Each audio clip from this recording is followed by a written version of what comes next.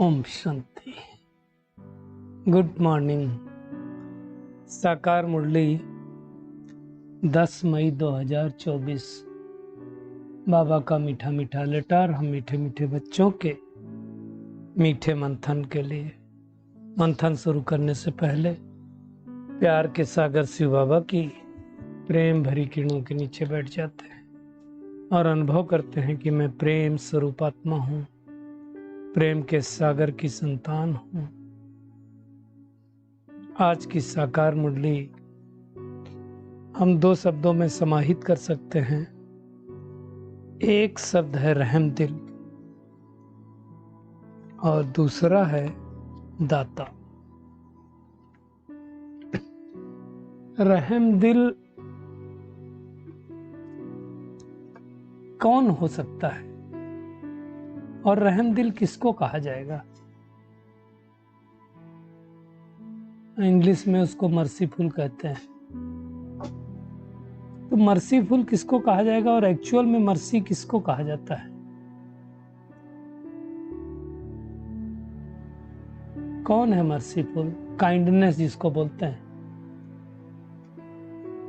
क्योंकि हर आत्मा मर्सीफुल नहीं हो सकती, जिसको बोलते हैं कृपालु, दयालु, है ना। तो रहम करना किसको बोलते हैं? अभी 2-3 दिन पहले भी बाबा ने कहा था रहम किसको बोलते हैं। एक तो दुनिया के माफिक रहम कर दिया, कुछ दे दिया। कोई भिखारी आया, आपने रहम किया, उसको कुछ दे दिया। दूसरा रहम दिल ये करना होता है कि उसको उस लायक बना दिया। जैसे कहीं हमने देखा था कि एक भिखारी था, तो वो बैठ करके मांग रहा था। तो एक बिजनेसमैन जो है वहां से गुजर रहे थे। कहते ना जो जैसा होता वैसे बनाता है। तो बिजनेसमैन ने क्या किया, देखा उसके पास जो है कुछ पेंसिलें पड़ी थी, भीख में दे दिया होगा किसी ने। उन्होंने उसकी 2 पेंसिलें उठाई और 2 रुपया रख दिया। बोले इसका मूल्य ठीक है? वो बोला हम तो साहब मांग रहे हैं, भीख मांग रहे हैं। बोला नहीं। अब वो तो चले गए। अब ये भिखारी को 2 पेंसिल दे के 2 रुपया मिला। इसके मन में बिजनेसमैन वाला जो अंकुर फूटा और इसने सोचा क्यों ना हम पेंसिल का बिजनेस करें। तो उस दिन जो पैसा इसको भिक्षा में मिले उसकी पेंसिल खरीद लाया और खरीद करके पेंसिल बेचने लगा। जब पैकेट ले आया, मान लो पैकेट में एक एक्स्ट्रा होती है, और कुछ 10-20 पैसे से ज्यादा बेचने लगा। धीरे धीरे उसका बिजनेस बढ़ गया। बिजनेस बढ़ गया तो कोई 8-10 साल बाद एक पार्टी में वो गए थे, जो बिजनेसमैन थे ये भी गया था। तो इसने जब देखा कि वो जिन्होंने मुझे बिजनेस सिखाया था वो आए हुए थे, तो दूर से जाकर के उनके पैर छुए। बोला सर आप मुझे नहीं पहचानते हो? बोले कौन है आप? तो बताया मैं वो भिखारी हूँ जिसको आपने बिजनेस करना सिखलाया था। 2 पेंसिल याद करो, जिसको 2 पेंसिल आपने उठाई थी और पैसा दिया था। हाँ याद आया। तू यहाँ क्या कर रहा है? वो तो कोट और टाई पहने घूम रहा था। बोले मैं भी बिजनेसमैन बन गया, मैं पेंसिल का काम करता हूँ। अब मेरी काफ़ी जगहों पर पेंसिल सप्लाई होती है, मैंने 2-4 लड़के भी रख लिए। तो कहने का भावार्थ है कि ये भी एक रहम दिलपना है, ये भी तो रहम किया ना, बिजनेस बना दिया। इसी प्रकार से बाबा करके हमारे ऊपर रहम करता है। क्या रहम करता है? हमको ज्ञान रूपी तीसरा नेत्र देता है, सृष्टि के आदि मध्य अंत का ज्ञान देता है, हमें दुखों से छुड़ा देता है। तो बाबा क्या करता है कि रहम दिल बन करके हमें 21 जन्मों की बात सही लेने का तरीका सिखला देता है। तो बाबा कहता है तुम बच्चे भी क्या करो, बाप समान रहम दिल बनो, अनेक आत्माओं को बाबा का परिचय दो, उनको दुखों से दूर करो। क्योंकि इस समय सारी दुनिया की एक ही डिमांड है कि सुख शांति कैसे मिले। हर आत्मा परेशान है, शांति नहीं है, किसी के पास सुख नहीं है। तो ऐसी जब सुख शांति की दुनिया खत्म हो जाती है, तब भगवान इस सृष्टि पर आता है। इसलिए लिखा हुआ है यदा यदा ही धर्मस्य ग्लानिर्भवति भारत अभ्युत्थानम धर्मस्य सृजाम्यहम्। तब मेरे को इस भारतवर्ष में अनेक धर्मों का विनाश करके एक सत्य धर्म की स्थापना करने आना पड़ता है। जब अति ग्लानि होती है तब आता है, प्रकृति का सहारा लेकर के आता है ना। तो ऐसे भगवान की ही महिमा परम्पार है। तो सारी दुनिया को सुख चाहिए, शांति चाहिए। भाई कई लोग बोलेंगे नहीं पैसा चाहिए, पैसा भी क्यों चाहिए? वस्तु खरीदने के लिए वस्तु भी क्यों चाहिए? कंफर्टेबल मिलेगा, सुख मिलेगा, शांति मिलेगा। तो हर एक चीज क्यों चाहिए? इसीलिए चाहिए ताकि हमको सुख और शांति मिलेगी, और तो कोई मतलब नहीं है ना। हर एक आत्मा को सुख शांति चाहिए, और भगवान कहता है मैं आया हूं सबको दुखों से छुड़ाने के लिए। मैं सारी दुनिया का मालिक हूं, इसलिए मुझे पावन से पावन बनाता हूं मैं सबको। बाबा ने एक और बात कही, देखो पुरानी दुनिया का भी मैं मालिक हूं तो नई दुनिया भी मेरी है, दोनों दुनिया का मैं मालिक हूं। एक ही फर्क है कि नई दुनिया में कोई दुखी नहीं, पुरानी दुनिया में सब दुखी है। बच्चे तो सब मेरे ही है ना, बच्चे सब किसके हैं? भगवान के। तो वो जब इतने दुखी होते हैं तो भगवान इस सृष्टि पर आता है और आकर के इस छीछी दुखी दुनिया से सुख शांति की दुनिया में हमको ले जाता है ना। तो ऐसा बाप जो हमें सुख शांति की दुनिया में लेके जाता है, उससे कितना प्यार होना चाहिए, सोचो।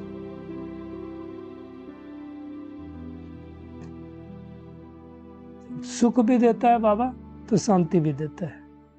दुनिया में सुख शांति दोनों कोई दे नहीं सकता, है ही नहीं, किसी के पास देगा कैसे? बाबा ने आज ये भी कहा कि जब विनाश होगा तो विनाश इतना फास्ट होता है कि किसी को दुख नहीं होता है, क्योंकि उस टाइम न तो हॉस्पिटल होंगे न डॉक्टर होंगे, कौन इलाज करेगा? सोचो। तो भगवान परमात्मा हमें वो सुख शांति देता है। बाबा पूछता है सवाल, तुम नरकवासी हो स्वर्गवासी हो तो क्या कहेंगे? बच्चे तो होशियार हैं तो कहेंगे हम संगम युगवासी हैं। वैसे दुनिया में जब कोई शरीर छोड़ता है तो कहते हैं स्वर्गवासी हुआ, मतलब नरक में था। तो जब नरक स्वर्गवासी हुआ तो उसको बुला करके नरक के भोजन क्यों खिलाते हो? सारी बाबा बातें समझाता है। इसका मतलब स्वर्गवासी कोई होता नहीं, यही नरक में ही जन्म लेता है। सबसे ज्यादा बाबा की ग्लानि उसको सर्वव्यापी कहकर किया। कहते हैं भगवान व्यास ने ये बातें लिख दी। मनुष्यों को बाबा कहता कुछ भी पता नहीं है, बस जो कुछ कहा सत्यवचन महाराज कहते रहते हैं, आपस में लड़ते झगड़ते हैं, जैसे बाबा कहता आरफन के बन गए हैं।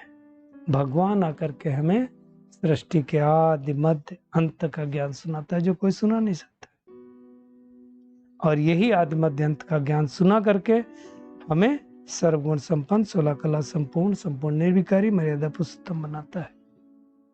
दुनिया में आप भारत में ही देखो, मंदिरों में जाते हैं तो देवताओं की महिमा गाते हैं और अपनी निंदा करते हैं। क्यों निंदा करते हैं? क्योंकि सब भ्रष्टाचारी हैं। स्वर्गवासी तो लक्ष्मी नारायण थे, यहाँ कोई स्वर्गवासी नहीं है, भ्रष्टाचारी पतित। तो इसलिए गाते हैं हम मुझे निर्गुण हारे में कोई गुण नहीं, तो सच गाते हैं। बाबा कहता है मैं ही आकर के सत्य धर्म की स्थापना करता हूँ। वैसे तो मुख्य 4 ही धर्म, देवी देवता, इस्लामी, बौद्धि और क्रिश्चियन। भगवान आकर के 2 धर्मों की स्थापना करता है, एक तो ब्राह्मण और देवी देवता धर्म। तो बाबा कहता है तुम्हारा सबसे पुराना दुश्मन है रावण, इसलिए हर साल जलाते रहते हो, लेकिन जलता ही नहीं है ना। कई तो लोग कहेंगे परंपरा से जलाते आते हो, परंपरा से रावण नहीं जलता है। ये तो जब दुखी होते हैं तब जलाना चालू करते हैं। बाबा ने कहा मनुष्यों को देखो देह का अहंकार कितना है। मैं फलाना हूं या फलानी हूं, यह भी अहंकार है। अपने नाम मान शान को याद रखना, ये भी तो अहंकार है। तो हमें अहंकार मुक्त बनना है। देह याद आई, कल भी बाबा ने देह के लिए कहा था ना, तो हम देह अभिमानी हैं। आत्मा याद आई तो हम आत्मा अभिमानी हैं। कल्प की आयु भी लाखों वर्ष कर दी तो सब गड़बड़ हो गया है। बाबा कहता है जिसकी वजह से लोग कुंभकर्ण की अज्ञान निंद्रा में सोए पड़े हैं। कुंभकर्ण कोई ऐसा व्यक्ति नहीं था इस सृष्टि पर जो 6 महीने सोता हो और एक दिन जगता हो, फिर 6 महीने सोता हो, ऐसा कोई व्यक्ति नहीं होता। हाँ, परमात्मा का ज्ञान सुनेंगे तो 6 महीने में एक बार जगेंगे, फिर कुंभकर्ण की नींद में सो जाएंगे, फिर 6 महीने बाद कोई जगाएगा तो जगेंगे। उनको कुंभकर्ण कहा जाता, कोई बाहर का कुंभकर्ण नहीं होता। बाबा कहता है अभी तुम्हारी ये सब बातें कोई नया व्यक्ति सुनेगा उसको थोड़ी पता होगा। भगवान कहता है मैं अपने बच्चों से बात करता हूँ। इस बात में कितना नशा होना चाहिए कि भगवान कह रहा है मैं अपने ही बच्चों से बात करता हूँ। तो हम कौन है? भगवान के खास बच्चे हो गए ना। बाबा कहता है भक्ति भी तुम ही शुरू करते हो, तुम ही अपने को चमाट मारा है तुमने, मतलब हम ही तो पतित बने। बाबा कहता मैंने तुमको पूज बनाया फिर पुजारी बने, है ना। तो खेल है, वैसे दुनिया में भी बाबा कहते वो खेल होता है। तो कोई कोई रो पड़ते हैं। बाबा कहते तुम्हें रोना नहीं है, जिन रोया तिन खोया। सत्युग में तो कोई रोता ही नहीं, इसलिए बाबा ने कहा यहाँ भी तुमको रोना नहीं। रोते तो द्वापर कलयुग में है ना, सत्युगी कभी नहीं रोते। तो अब एक चीज ध्यान रखना, यदि मैं सत्युगी आत्मा हूं तो मैं रो नहीं सकती। कौन हूं मैं? सत्युगी आत्मा हूं, तो मैं रो कैसे सकती हूँ? क्योंकि सत्युग में तो कोई रोता नहीं। और बाबा ने कहा पिछाड़ी में तो किसी को रोने की फुर्सत भी नहीं मिलेगी। सोचो इतना फास्ट विनाश होगा कि फुर्सत ही रोने की नहीं मिलेगी। हाय राम भी नहीं कह सकेंगे क्योंकि एटम बम और ये सब इतने फास्ट हैं।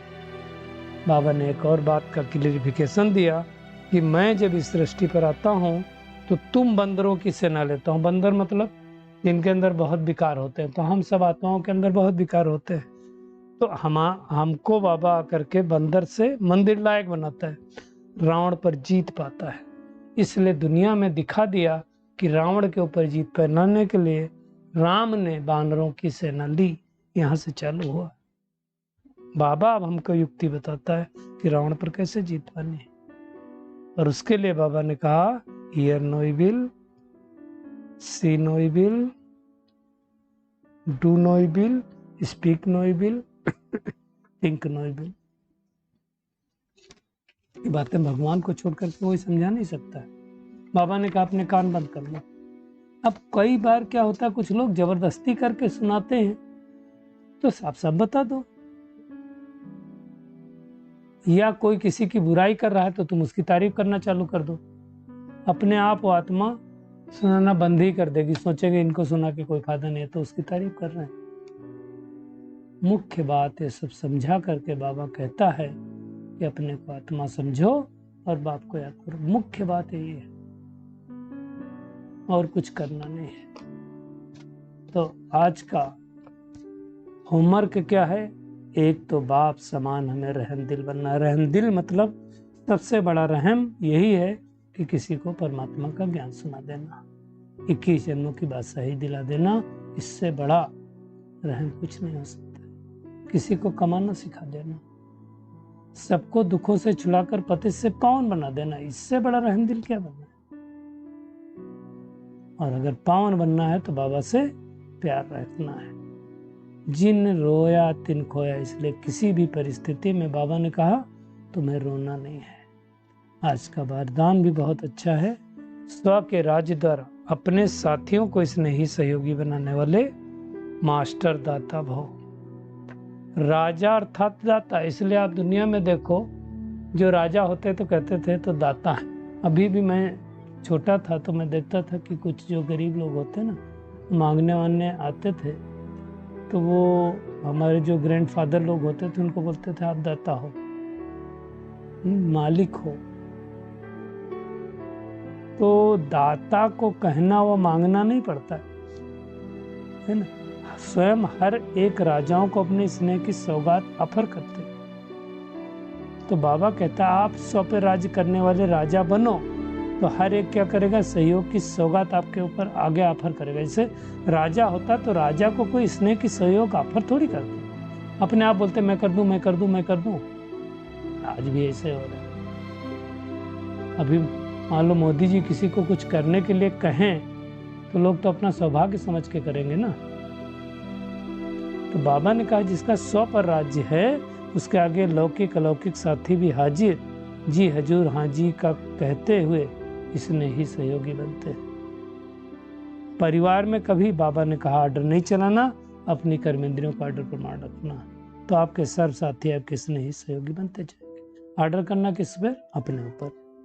स्लोगन है सर्व प्राप्ति के साधन भी होते हुए भी वृत्ति उपराम रहे तब कहेंगे वैराग्य वृत्ति। साधन है, साधन है ही नहीं और कहो मेरी वैराग्य वृत्ति है, उसका कोई मतलब नहीं। साधन है फिर भी हमारी वैराग्य वृत्ति है, उपराम रहे तब कहेंगे वैराग्य वृत्ति वाले, है ना। साधनों के बसीभूत हमारी साधना नहीं होनी चाहिए। अच्छा, शुक्रिया मीठे प्यारे बाप दादा, शुक्रिया आप सभी का इस मीठे मंथन के लिए। अच्छा, ओम शांति।